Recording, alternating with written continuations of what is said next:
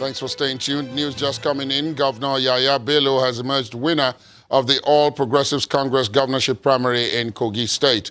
The governor polled 3,091 votes from the 3,596 delegates who participated in the indirect primary. 10 governorship aspirants participated in the primary, while one of them, Hassan Bewa, a member of the House of Representatives, walked out of the venue of the primary alleging high level of manipulation. Governor Yaya Bello will seek re-election for a second term in office as the flag bearer of the APC in the November the 16th governorship election. Anambra State Governor Willie Obiano today asked residents of Anambra East, Anambra West, and Ogbaru who live near the banks of the River Niger to relocate to higher grounds. The governor made the appeal after navigating the River Niger and Omambala River by boat for about 54 nautical miles to ascertain the water level and effects of flooding. Anambra State Governor Willie Obiano is not leaving anything to chance as he arrives at the police marine station, Onitsha, to tour communities of the riverine areas of Anambra East, Anambra West, and Ogbaru to ascertain the water level and the effects of flooding in the areas. So I'll start from here, inspect the Ogbaru end, then the Onitsha end, and the hinterlands, and be able to see how far the flood has gone and whether there are people waiting to be rescued, if any. Embarking on the journey with the Navy, police, and some government functionaries, officials of the State Emergency Management Agency, and other willing persons,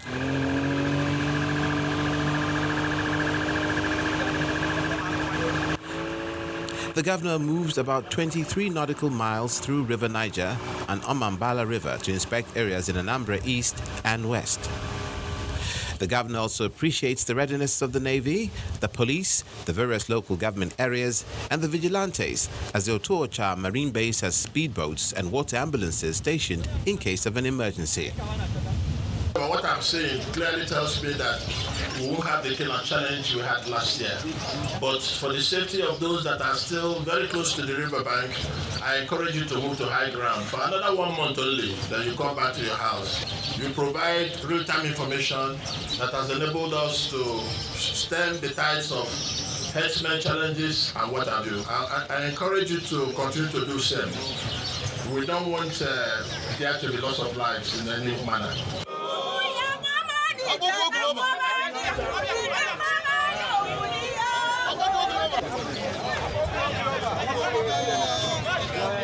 From Umuoba Anam, the governor takes another 33 nautical mile journey to Ogbaru local government area, where the situation is still the same without ravages of the flood. Returning to the Onitsha Marine Base, he briefs the people that all is well, noting that the 28 holding camps have been fully prepared with food and medicine, but hopes that there won't be need for an emergency. Well done.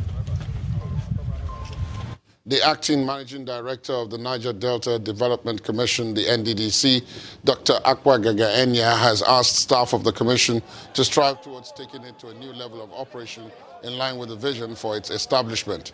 Dr. Enya cautions the staff of the commission against any act of sabotage and wants them to ensure effectiveness of performance to correct the negative image against the commission in the past.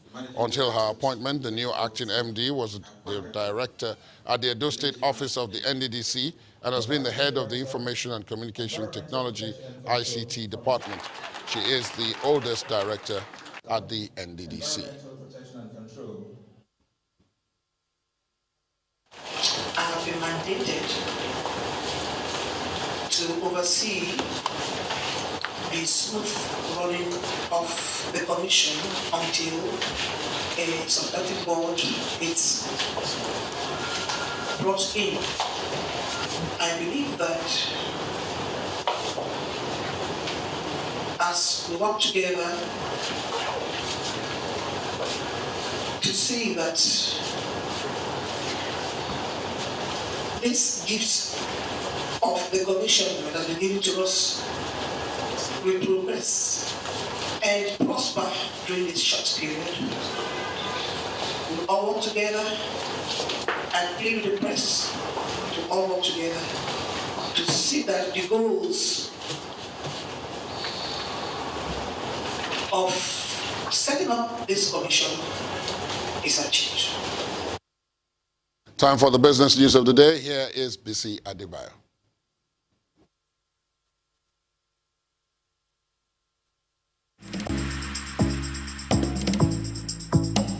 You First.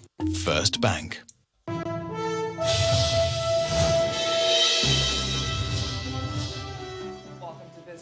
The size of trade within the African Continental Free Trade Area is worth $3.3 trillion, but that's according to the president of the African Development Bank, Dr. Akiomi Adesina, at the ongoing Tokyo International Conference of African Development in Japan. The statement issued by the AFDB's Communication and External Relations Department says Africa had the largest free trade zone since the World Trade Organization was established. The AFDB president says consumer spending in Africa is projected to rise from $680 billion in 2008 to $2.2 trillion by 2030, and the continent will have the fastest growing youth population in the world by 2030. Dr. Adesina also mentioned that the number of technology hubs designed to foster and support tech startups grew dramatically to 442, with the largest concentrations in South Africa, Nigeria, Egypt, Kenya, Morocco, and Ghana. In company news now, mobile telecommunication company MTN Nigeria is launching a mobile banking system tagged Momo Agent Network. At the official launch in Abuja, the director, Yellow Digital Financial Services at MTN Nigeria, Mr. Osoro, says the initiative will provide mobile banking services to those without access to them. Following the successful award of a super agent's license, MTN Nigeria has opened its doors to providing financial services through its subsidiary, Yellow Digital Financial Services. The service, known as Momo Agent, aims at providing safe and accessible money transfer services to the underbanked and unbanked people across Nigeria. For a country the size of Nigeria, we need an estimated 500,000 agents for us to effectively distribute financial services. And we all know, if we look around our country today, that that's a far-fetched number. And so part of what the main thrust of Momo Agent Service is to roll out a pervasive agent network that would at least ensure that we bring financial services to your neighborhood. Based on the experience, the Momo Agent Network, according to the General Manager, Mobile Financial Services, complements existing banking services by extending access to simple money transfer services and other financial services nationwide. There is no margin that will lead to our agent to charge that markup, and if it happens, there is like consequence management procedure where we'll explain, we'll like tell him that he shouldn't do that, and if it's going on, like with the help of all the distribution team, we also suspend the agents that are doing those malpractice. And what are the unique selling points of the service? The big thing that is unique about it is that we're solving a problem of access. We're bringing financial services to your neighborhood. And the same way you can today access GSM services in every neighborhood that you are in, our goal is to bring financial services within 5 minutes of every customer that is in Nigeria today. So that's what is unique. The Yellow Digital Financial Services is a financial service provider licensed to deliver agency banking services under the Central Bank of Nigeria Agent Banking Framework. It is safe, fast, and without hassles. The main index of the Nigerian Stock Exchange slipped back into negative territory today, with investors losing over 88 billion naira. Teniola Shobowale tells us more about today's trading activities.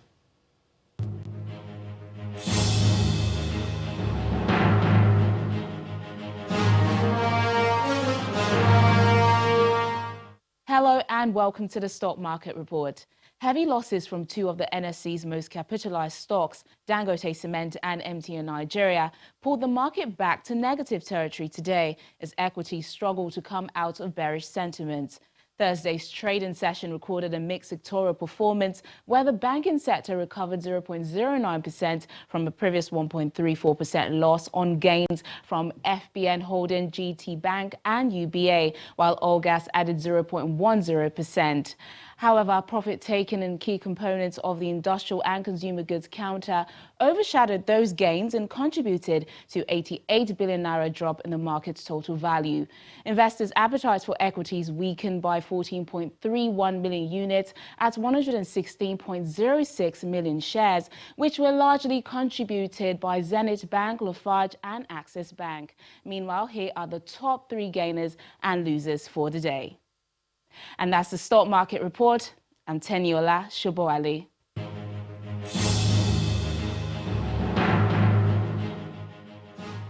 Thanks, Tenny. And across the globe, most stock markets closed higher today, particularly in the U.S., after China hinted it won't retaliate for now in a trade war. Let's see today's numbers.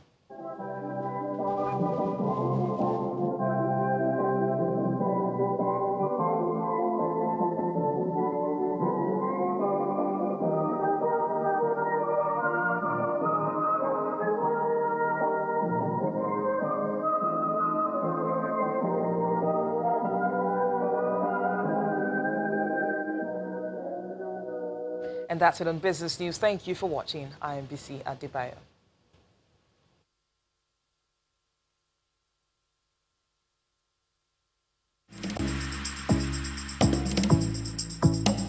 You First. First Bank. The U.S. state of Florida and the southern part of Georgia are preparing for Hurricane Dorian's hit, possibly by late Sunday, as the National Hurricane Center says Dorian can strengthen into an extremely dangerous storm. Here's Simon Pusey with more international news in Around the World in 5. Good evening from the Channel's newsroom here in London. Italy's caretaker Prime Minister Giuseppe Conte has accepted a mandate to form a new coalition with a vow to lead a more united, inclusive Italy, a week after the collapse of his government dominated by nationalists. League leader Matteo Salvini triggered the downfall of the previous coalition.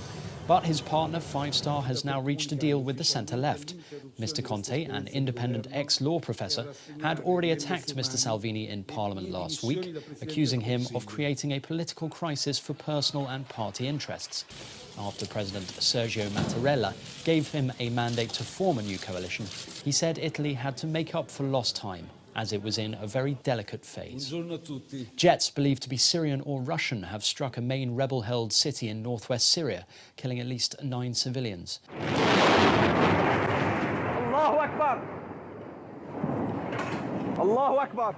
The airstrikes hit Marat al-Numan, from which tens of thousands of people have fled in the last 2 weeks, fearing an imminent assault by advancing Russian-backed Syrian troops. Video released by local media and Syrian civil defense groups, also known as the White Helmets, showed rescue crews pulling bodies from the rubble of collapsed buildings.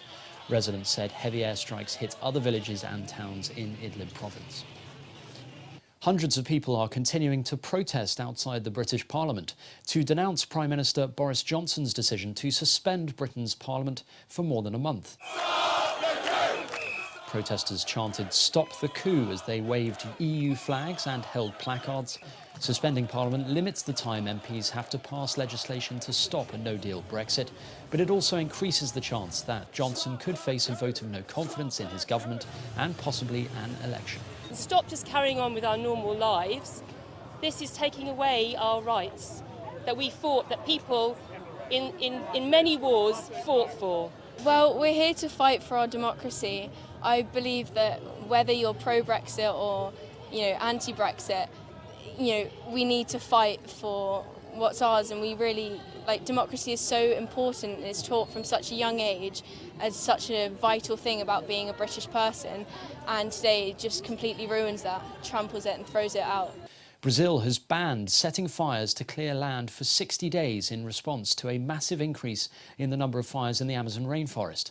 The decree was signed by President Jair Bolsonaro, who has faced intense criticism at home and abroad for failing to protect the rainforest. A leading Brazilian environmentalist has also warned that the worst of the fire is still yet to come. South American countries will meet next week to discuss the crisis. It remains unclear what impact the ban will have, as environmentalists say the overwhelming majority of forest clearance in the Brazilian Amazon is already illegal and enforcement is lax. The rainforest, which is a vital carbon store that slows down the pace of global warming, has seen more than 80,000 fires break out so far this year. Staying on the topic of climate change, and the Swedish teen activist Greta Thunberg has arrived in New York after her epic transatlantic voyage by boat. The 16-year-old, who set sail from England on August the 14th, arrived to cheers and applause from onlookers as she sailed into New York Harbour. Thunberg opted to make her journey carbon emission-free by sailing on a 60-foot yacht equipped with solar panels and underwater turbines that produce electricity on board. Speaking to the media afterwards, she continued to urge people to stand up for the environment. It may seem impossible and hopeless sometimes, but it always does. So you just have to continue, because if you try hard enough and long enough, you will make a difference. And if enough people stand together. The US Senator Kirsten Gillibrand has ended her bid for the Democratic nomination for president. God bless you all! It's after the 52-year-old failed to gain enough traction in opinion polls or to qualify for the third debate. Gillibrand is the latest in a spate of Democrats to end their campaigns in the past month after failing to make headway in the crowded field of more than 20 contenders vying to challenge Republican President Donald Trump in the November 2020 election. And finally, the stars have been arriving in style at the Venice Film Festival. Brad Pitt was among a host of celebrities who travelled to the festival by boat. His co-star in the space adventure Ad Astra, Liv Tyler, was also in attendance. Other celebrities included Isabelle Fontana, Kate Upton and Laura Dern. The Venice Film Festival runs through until September the 7th. And that's your international news around the world in 5. Thanks, Simon. Still ahead on the news at 10, Liverpool defender Virgil van Dijk edges out Barcelona forward Messi and Juventus forward Ronaldo to emerge UEFA Men's Player of the Year. Why? Stay with us.